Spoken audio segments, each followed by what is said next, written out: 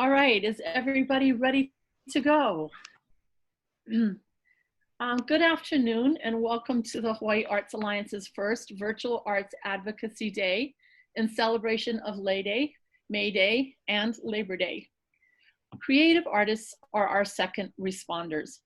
The arts community have been keeping us sane while we shelter in place, and they will bring us out of quarantine to gather in public spaces and to learn to be human again.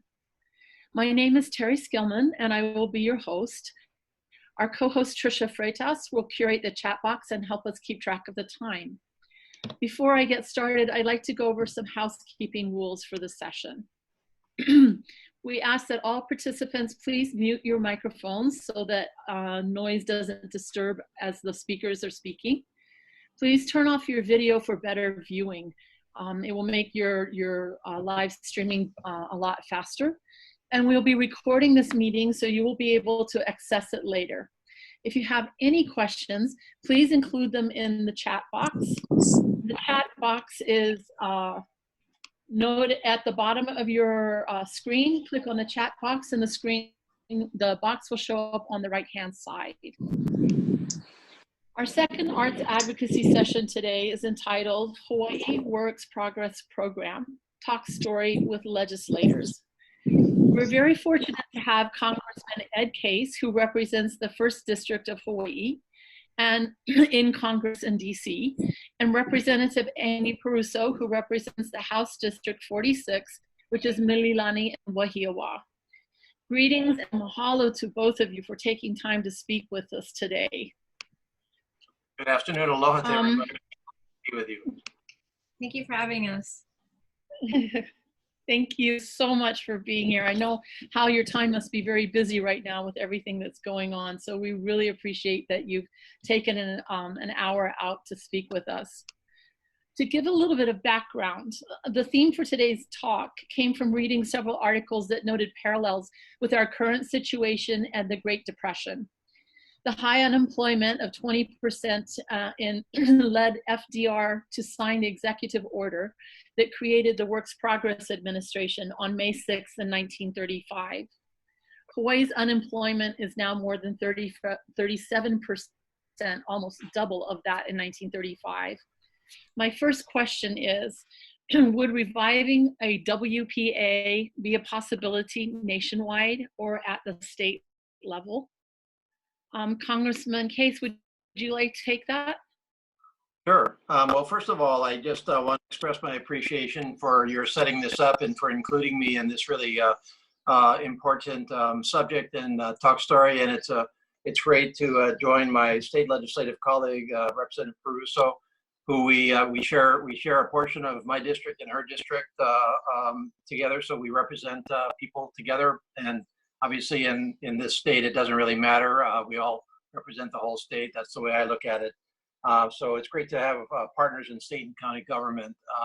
I just thought I would just kind of overview this for everybody and then work back into your question a little bit about where we are on the federal level and how that might inform a better context to the answer to your question.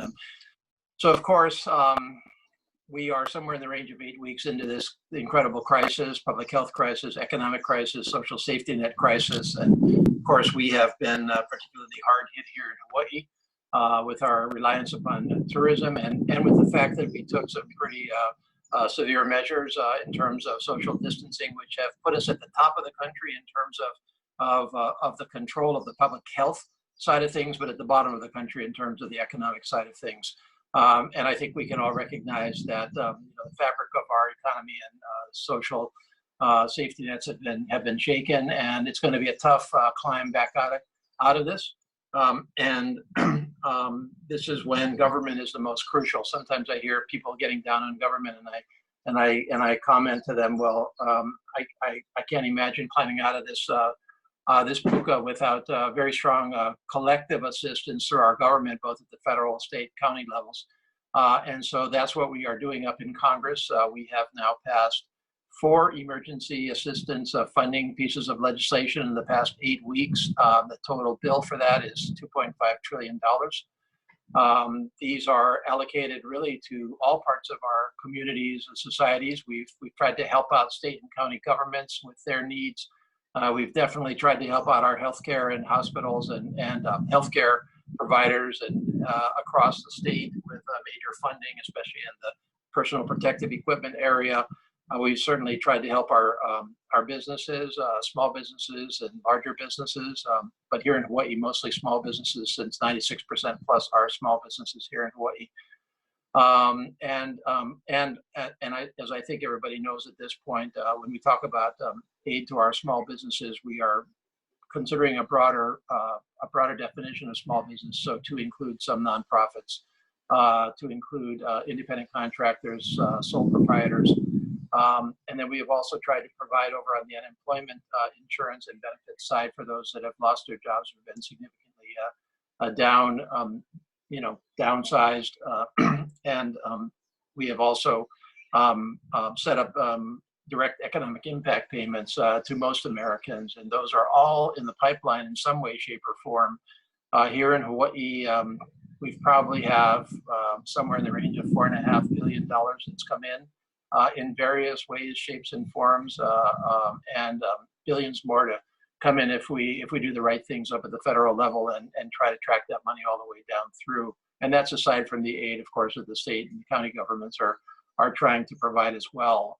So all of that is, I think, good, but completely insufficient for what we're going to need to actually tide ourselves all the way through this. And so we are very actively working right now in Congress on what we call CARES 2, because the major bill of the four bills was and is referred to the CARES Act, and that's a little over 4 weeks old now, or a month old more accurately. And that was the biggest of the bills. That was close to $2 trillion. That set up many of the programs that we're trying to implement right now, and we are working now in Congress on CARES 2, which is to the point of, well, okay, fine, we've done all of this. Now, what is working? What is not working? Where are the gaps? Where are the needs? What has not turned out to be the case that we thought 5 or 7 or 8 weeks ago? And where do we just simply need to fund more? And so I probably will go back to Washington the week after next to vote on CARES 2, and we're trying to get that out. None of us think that that's going to be enough either. So we definitely do believe that even with a CARES 2 package, the needs are going to be so significant going down the road. That funding so far has also included emergency assistance funding to the arts and the humanities through the National Endowment for the Arts and the National Endowment for the Humanities. We've just started actually to see the humanities money is actually flowing through to Hawaii right now. We are starting to see that here and available for grants administered for the most part through the state humanities programs. And then in the National Endowment for the Arts funding, which was about $75 million coming out of the CARES Act, about 60% of that is direct grants to organizations, and the grant window is open for that. So if anybody is interested in that, I hope that information has gotten to you. And if not, we can provide it. The other 40% is earmarked right through the state arts agencies. And we've just heard that the State Foundation on Culture and the Arts has decided to fund it to organizations who have received grants already from the State Foundation. And so I would encourage you to talk to the State Foundation about that, both the overall policy of restricting that to recent recipients, but also to the amounts and how that money is going to be distributed. There is some other grant money coming out of that pot from the Western States Arts Federation, which is also available. So there's areas to help our folks that contribute so much in the arts and the humanities. In addition, of course, to the small business entities that have applied for and received funding from the small business programs, including some of our nonprofits in the arts and the humanities who have already done that. So that money is also available. Now, that's a long way of getting to the answer to your question, but I wanted to get that out to the folks that are listening in. we have definitely considered, there is no question that we all feel the weight of the Great Recession and the New Deal, and are looking to a lot of the answers there in terms of how we actually got ourselves out of that puka, which to date at least is deeper than this one, but this one may well be the equivalent at the end of the day. And we have definitely worked at Works Progress administration approaches, Civilian Conservation Corps, a number of other areas in which the federal government at the time got people back to work through programs like this throughout the country that, of course, are with us to this day, and the art that's in our buildings, and lots of times people forget that a lot of the infrastructure of Hawaii actually, bridges and scenic lookouts and lots of stuff was from the CCC days. So there's lots of very instructive, lots of our trails. There's lots of very instructive lessons there, and we're clearly looking at that. And as a part of the next sequence of bills, which is, okay, we have to, first of all, get through kind of survival and stability. We've got to get to some form of stability. That takes immediate funding to existing businesses, existing programs. This is the fastest way to get that money into our communities. But then, okay, fine. At the end of the day, let's say we're down 2 to 3 months from now, and we're obviously not recovering anywhere close to what would be quote unquote normal 12 weeks ago. How can we actually get people back to work who simply cannot get to work because they don't have work, because our businesses are not open, because our governments cannot afford to hire up anymore? And I think that we've thought about that in a couple of different ways. We've definitely thought about that from the perspective of a very, very large infrastructure bill, in which we would fund a federal mechanism to jumpstart infrastructure across our country. So, our airports and our bridges and the hardcore infrastructure that in many cases, and we know this here in Hawaii, has not been maintained adequately, and it really needs it.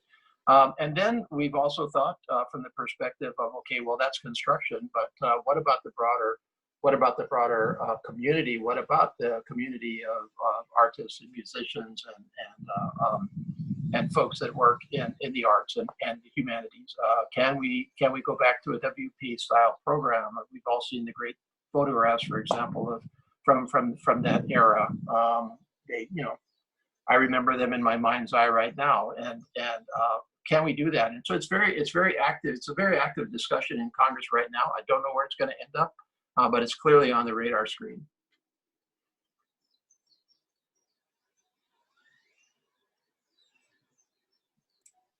That's awesome. I mean, it's good news. It's good news to hear that that Congress is definitely thinking along those lines again. Even in Hawaii, we've got examples of murals that were made by Jean Charlot, who had been a commissioned artist in New York City in 1935. So we have ties to that tradition, which are still visible. Representative Peruso, could I ask for your input too? Sure. I'm really grateful that this conversation is happening at the federal level. As you know, the legislature has been in recess since early March, and we haven't really had the opportunity to discuss this idea. So I think that this is a really important and exciting idea, because I think about what we're looking at in terms of recovery. So our employment rate, we know now, is about 37%. And even if we follow the plan that's being developed by Dr. Mugiishi and others, we choose to re-enter a full tourist economy, that's going to take some time for all of the elements of that plan to be implemented. So I think that we are going to be looking at some economic struggles, I would say, for as long as 1.5 to 2 years at least. And that's if we choose to just go back to the status quo. What I hear from my community is a real desire to rethink and to consider all of the possibilities. And I think what your idea does, and this this notion of really investing in arts does is it allows us some space to think about what we value and how we can invest in what we value, right? So at the state level, at least in the House, there's no space for legislation supporting the arts specifically to go to. So we don't have a committee that supports the arts. It would go to, I'm on the Tourism and International Affairs Committee, and the scope of that committee is to evaluate programs and to support programs relating to tourism, including the Hawaii Convention Center, Hawaii Visitors and Convention Bureau, the Hawaii Tourism Authority, International Affairs, Foreign Policy Issue, and International Relations, Hawaii's multicultural heritage, the State Foundation on Culture and the Arts, and other pertinent matters referred to by the House. So what I think is going to happen, and maybe it can happen with that committee, is that we will have some space within which we can really discuss how to recenter culture, how to support our artists. And I think one way to think about that is we as a legislature moved really quickly to create this list of shovel-ready projects, right? So CIP projects where we are going to build our way out of a recession or a depression. And I would like us to think about, paintbrush-ready projects, or, the visual arts. There was so much done during the New Deal around the arts. So it wasn't just visual arts, it was performing arts. That money supported all kinds of artists. And I think that it's possible to conceive, I know that there is federal money already flowing to the state, and I am aware of those humanity grants that are being made available to different nonprofits who've already been doing that work. But I think that as a state, that's also something that we should consider proactively investing in. And again, it comes back to our state-federal relationship, because the next CARES Act, CARES 2, will determine whether or not, I think, we're going to have to slash our operations budget. If that legislation is not passed, then, like we've already been discussing 20% cuts, we've been discussing furloughs, and I think in that kind of environment, it's so intense. It's hard to think about a different kind of economy, a different kind of future for the state, or maybe just a moderated, like slightly different kind of context. But I do think that a great deal rests on whether or not we can get that CARES 2 Act passed and funded and to the states, so that we can avoid the worst kind of austerity budgeting. Right. I really think that we have a clear choice right now between austerity budgeting, which means cutting things to the bone, and it will mean that public workers will make far less, and so they'll have far less to spend. So we'll just cycle deeper into a depression. But if we are able to get some federal support, then it might save us from that kind of calamitous kind of budgeting. So I really appreciate Representative Case being here, and I think that we have a lot of work to do, not just in the relationship between the state and the federal government, and making sure that we're being thoughtful about how we can use monies to support changes that people are calling for, but also how we can engage our counties in that work. Because I think a lot of it will vary by county, because I think that we have pockets of artists in different communities that have been supported by tourism, but are going to really suffer now. And so we have to think about, what does it mean to create culture for our people, for this community. So those are the thoughts that I'm coming into this with. But I would really like to flip the purpose of the Tourism and International Affairs Committee to be much more focused on cultural work here in the state, and not for the purpose of tourism, but for our own purposes. Hey, Thank you. Can I just Yes. follow up? Can I follow up on that quickly? Yes, Hey, please. Representative Peruso, so one thing that Hawaii continues to be revolutionary on is the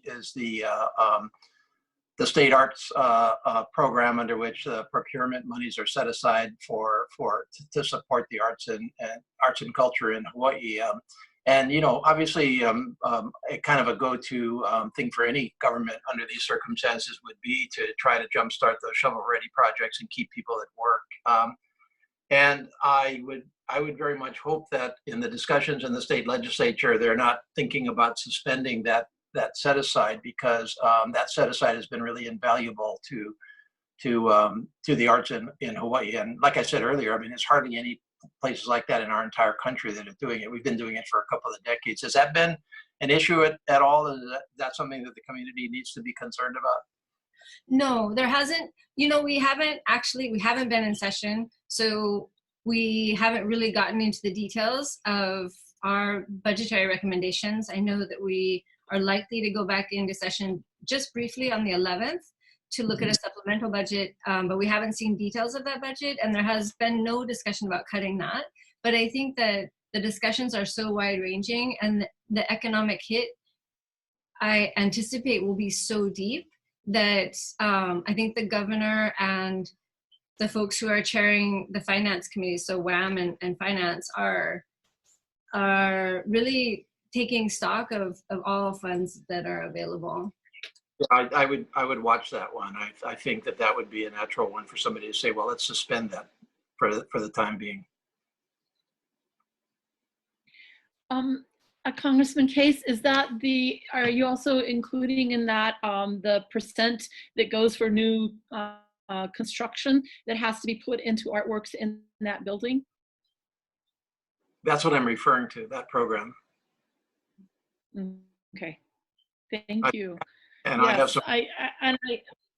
Yeah, I have some of that art in my district office. I'm just not able to enjoy it right now. Oh, thank you. Could you talk more about what other bills you hope to propose or initiate that would have a positive impact on the creative sector, not only in Hawaii but nationwide? Well, I mean, we have a. I think the best answer I can give you on that is that we have a pretty well developed program to support the arts and the humanities across our country that's been in place for a long time. And there's nothing inherently wrong with that program. The fact that the federal government has it is a testament to the value placed by people that were in Congress long before I even got close to the place on the arts and the humanities.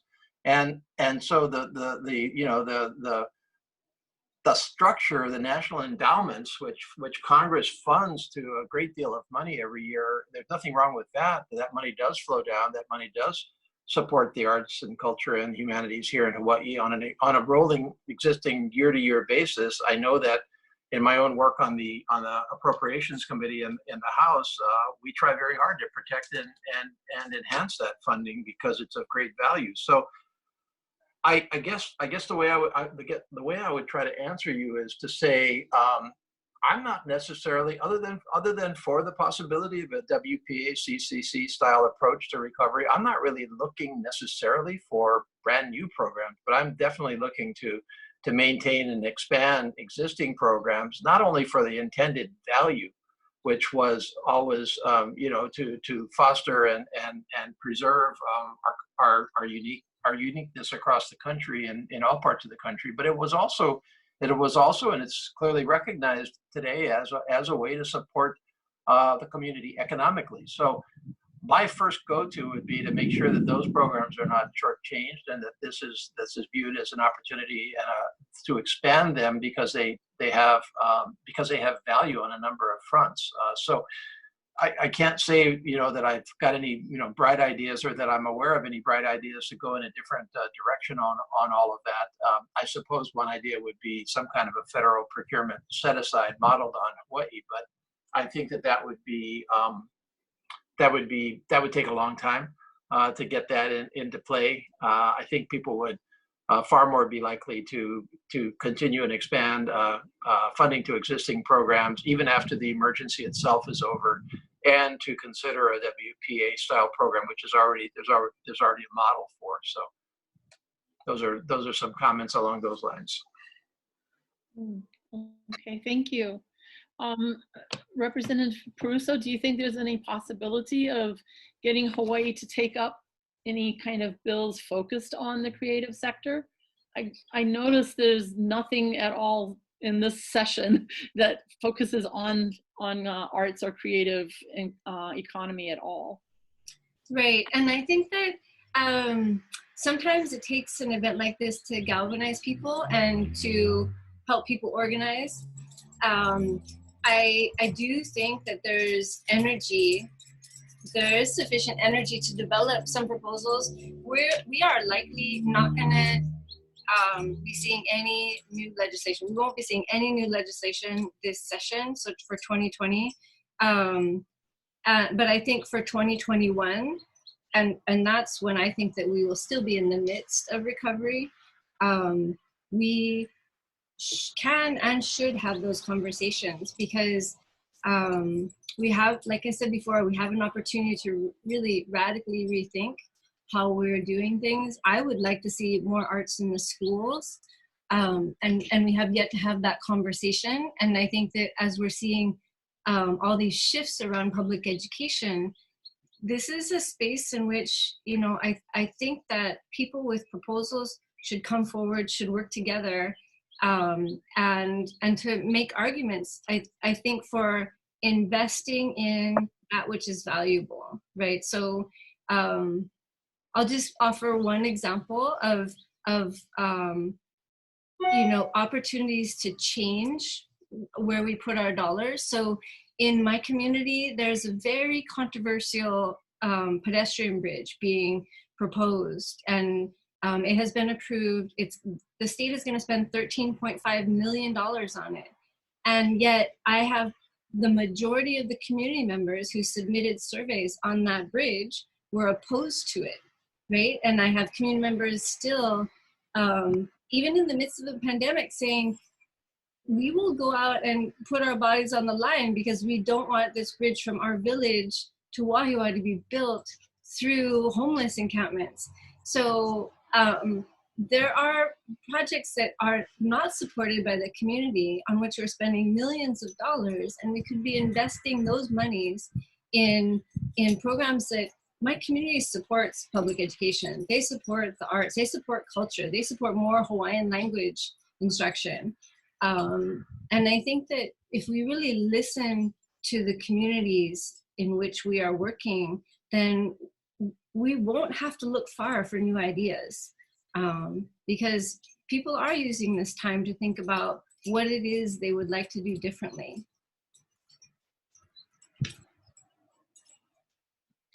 I was wondering, it seems like there's a lot more intersection that could happen. And this would be even from monies that we receive from the federal government, and now how they would be implemented in the state level. As a teacher, Amy, I know the school system is a big issue, and I would think that artists could have an impact on helping with, and architects also, obviously, but redesigning you know, schools and having more schools so that the classroom sizes are smaller. There's artwork. It's a warmer architectural environment for students. So many of our campuses have temporary buildings that have become permanently temporary. Right. So I'm just wondering if things like that, and with the transportation, having artists feature more with in transportation, public transportation modes, is there support in Congress for these types of initiatives that would employ artists in these projects of transportation or building of schools that we should take note of? And I guess I'm asking, how can we help and support?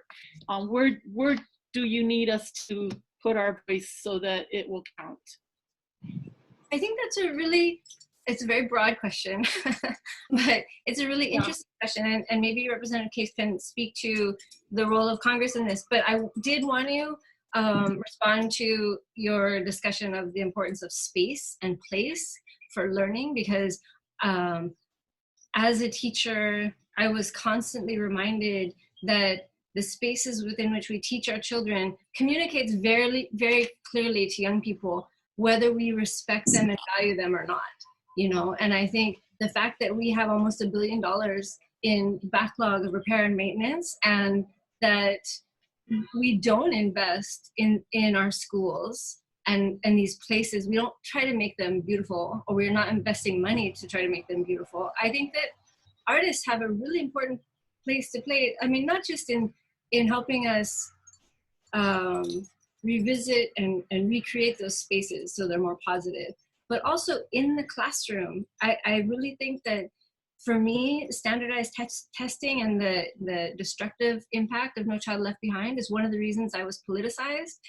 And I think the impact on the arts in education has been devastating as we began to overemphasize standardized testing. So I would like to see kind of a return to those skills and practices that families value. You know, like they if their child is an artist, they want that to be nourished. You know, and everybody's like everybody's artistic skills should be kind of brought out. So yeah, I think that schools, for me, they've always been a focal point, but I think in this conversation, I think they could be a real site for change. Oh, in the federal government, well, in the federal government, we've tended not to, and this is not just presently, this is a long time, we've tended not to, for better or worse, I think is the way I would characterize this. We've tended to leave the detail, not to micromanage the federal government funding that's going to the states and the county governments, or for that matter, to the private sector, the nonprofit sector. We have tended to set very broad standards on what that money should be used for, and try to accommodate individual differences, needs, preferences in individual states or communities. And so we have generally not, when we've sent, transportation money down, just to use that, or education money, to the point of the discussion down, we have obviously conditioned that on, school lunch programs and many other national conditions where we want a certain minimum standard, but we have not generally, gotten down into the weeds on exactly how you have to spend this money. And some states, in all honesty, have done better on that and have used that money far more creatively and innovatively than others. And Hawaii is a little bit of a mix. We've done some really creative, innovative stuff with our federal monies, and some of it is fairly standard too. So I don't know whether that's why, back to my earlier point about maybe the best we can do at the federal government level is simply to make sure that the existing programs that are tried and true are continued and do not come under some kind of a budget scrutiny, because they do support an entire community and a national goal across the country, and they're having a good impact right here in Hawaii. But I really like the discussion that Rep. Pruso started with, which is that there's a real opportunity here for Hawaii to revisit some of our assumptions. Your discussion of tourism resonates completely with me, because I think we've gotten off track on our tourism approach, especially in the last 10, 15 years. I mean, pure volume tourism, regardless of quality and impact on the community, it just hasn't worked. And as a result, the tourism industry has lost the confidence and support of the local community in many parts, and they should regard that as a real threat to the economy overall. So I love your comments about let's step back and ask ourselves, what kind of tourism industry do we want coming out of this? And the same could be said of the arts and humanities community as well. Okay, should we be going in a different direction in terms of what the state subsidizes directly or indirectly from a values perspective and from an economic perspective? I mean, the state's approach has basically been Okay, we've got these industries, we've got tourism, we've got the military, we've got construction. Those are our big three. Let's support the heck out of them. And, you know, everything else will kind of fall into place. And okay, well, that has supported a very, very, you know, broad ability of many, many people to at least support themselves here, regardless of the cost of living. But is there a different way to go here? You know, should we be directly investing more in other segments of our community, the high-tech community? We have not invested in what can be a very, very clean and non-impactful economic you know, driver for the state. So I would encourage the idea of let's not just lock into and you know, this is me talking from the federal level. And one of my frustrations a lot of times in serving in Congress is my job is to make sure that our federal government is working for our Hawaii. But I'm not down here in the state legislature or the governor, you know, there's lots I can't control. I got ideas, but I can't do anything about them other than pontificate every once in a while, which is dangerous in and of itself. But I really like your comments, and I think it could apply beautifully to the arts and the humanities. And you know, why wouldn't you have a requirement that in renovating schools or even building new schools, that the state requires the adoption of different standards of design and construction? I mean, that would be perfectly legitimate to do at the state level. I think what would help too is, like, as Amy mentioned, that a lot of the artists that are teaching artists who will visit and work in the schools, it would help them to know that arts is put back into the DOE curriculum from pre-K all the way up.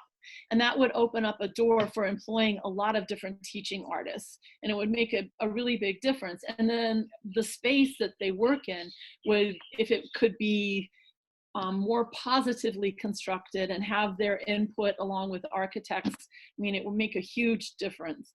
Is there any chance that No Child Left Behind will be aborted as a policy at the federal level? No. Well, No Child Left Behind has been superseded by ESSA, the Every Student Succeeds Act. But a lot of folks think about ESSA as kind of No Child Left Behind light. So it's based on a lot of the same assumptions. But I think of it as a positive change. We're moving in the right direction. So. I misspoke there. I actually was thinking about IDEA for a second because you had commented on that earlier. So I missed that. But yes, the No Child Left Behind, it doesn't exist anymore. But the idea of federal standards is not a new one. I don't think No Child Left Behind got the federal standards in place in a proper way, but some balance of complete flexibility to states on how they run their program, and some national standards from the federal side, I think is appropriate balance. You just have to find the right balance because, you know, some states just frankly don't value education, public education, like we do here. And so I personally don't want to send federal money to those states without strings attached to get some basics in place. But No Child Left Behind was micromanaging the states a little bit too much. So that was the problem with that.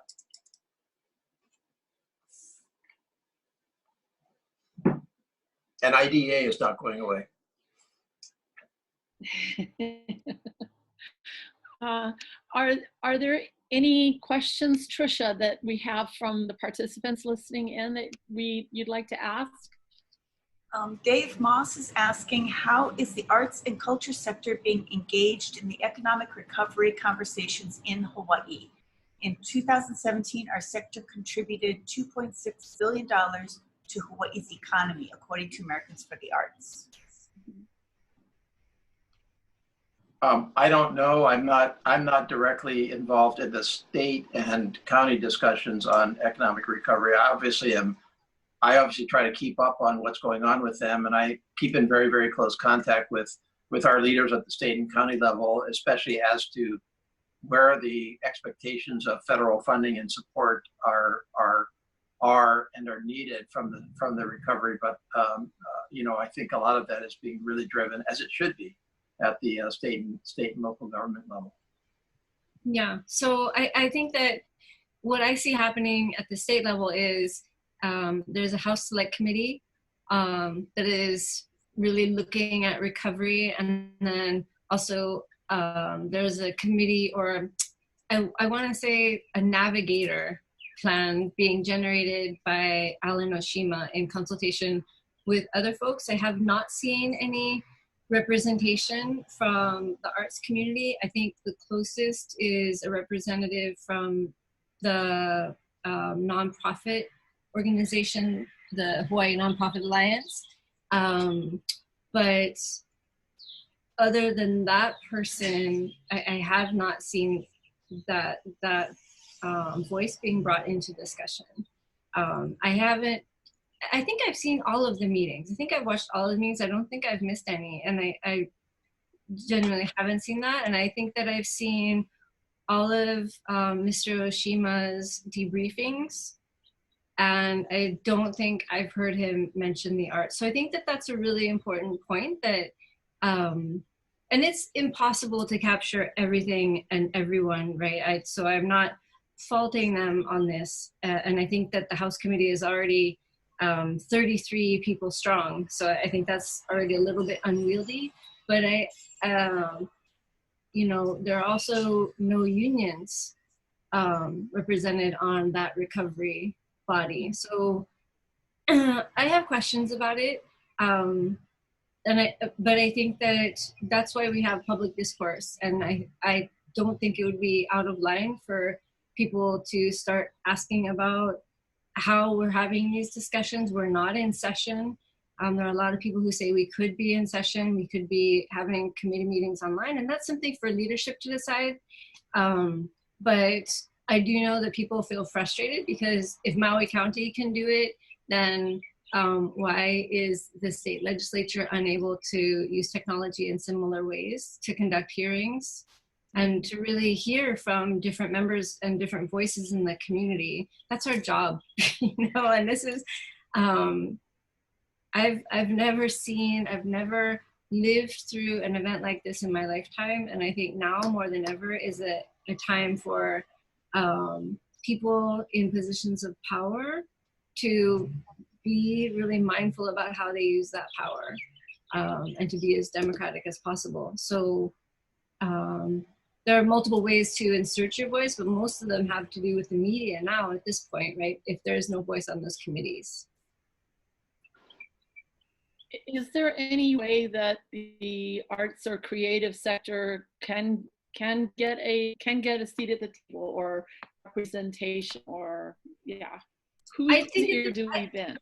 I think that that's entirely possible. I know that the Hawaii Farm Bureau approached the Speaker of the House, and then they came to present on the criticality of agriculture to our recovery, and they made a very compelling argument, and they were invited to join the committee. And I think it is sometimes, you know, we see what we all live in our own bubbles. So we see what is normally within our field of vision.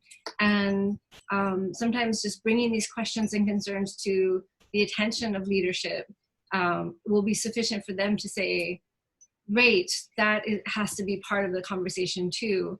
And I think sometimes too, the House leadership or the Senate leadership might not know exactly what kinds of conversations the governor is having. So they may assume like, oh, the governor is taking care of all of this other stuff over here, right? And we're just gonna focus on a very narrowly defined economic recovery plan.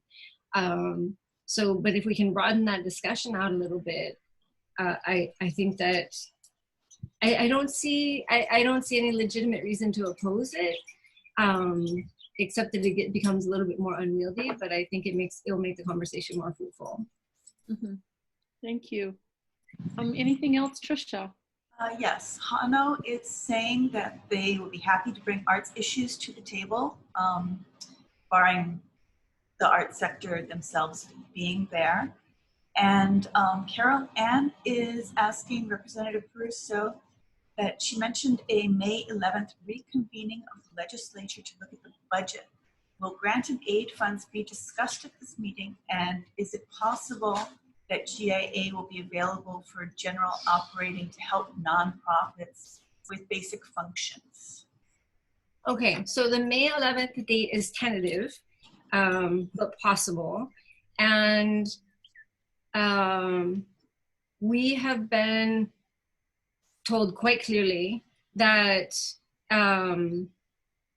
the GIAs are likely not going to be funded this year. So, and it's still open, like nothing has been decided yet, but that people should prepare themselves for the eventuality that that funding will not exist. So, while again, nothing has been decided, nothing set in stone, when we do go back in to do the supplemental, I think that we will, I did not hear any discussion about GIAs. I don't expect us to be looking at GIAs. And I don't know, like I'm not the authoritative word. I'm just a very lowly member of the House. Brand new member, by the way, so very low. Take this information for what it's worth, but that's my sense of it. That's what I would say. That's what I would tell my constituents if they were asking me. Thank you. Any other questions, Tricia? I do not have any more questions in the chat room. Congressman Case, may I ask just a quick follow-up question? You mentioned that the week after next, you're going to be going back to DC for the CARES 2 vote. Have they put a firm date on it, or are we to keep waiting to see when it's announced? It's a reasonable estimate right now. That's all it is. Okay. That's what my working assumption is. That's what my leadership has told me. And by the way, that's a vote in the House. Okay.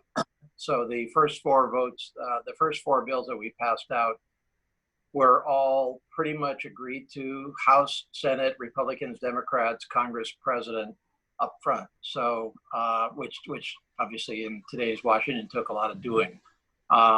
And so that's why there were, frankly, many gaps in them, because if there was any, tremendously controversial provision that would sink the whole package, then it just wasn't in there.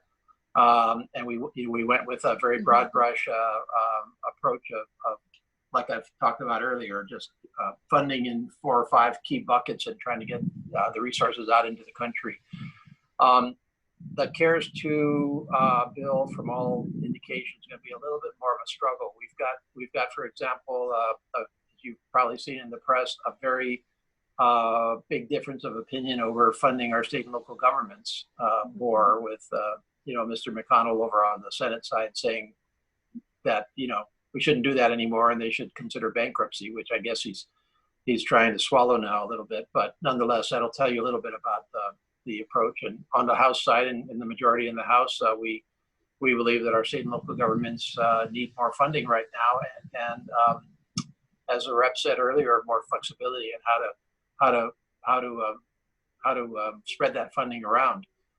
So we may well go back to the House and pass something out, but that doesn't mean it's going to pass as quickly as the last time. It'll probably be a much harder negotiation to get to a final bill. Okay, well, thank you so much. We really appreciate it. I think we'll wrap up now because it's almost 2 o'clock. And I want to thank I thank Tricia for helping to manage us, and mahalo nui loa to Congressman Case and Representative Peruso for joining us for Arts Advocacy today. We really appreciate your time, and thank you so much for your leadership on representing and looking after us at the state level and at the federal level. And we hope to support you. Keep us posted on how you need our support and voices, and we'd really appreciate that. Mahalo for your time today. Thank you so much. We have one more. Thank you. Thanks. We have one more arts advocacy session at 3 p.m. for family arts in quarantine, and we hope you'll join that session. Please stay sheltered, wear your mask, and be healthy. Most of all, take care of each other. Aloha. Aloha.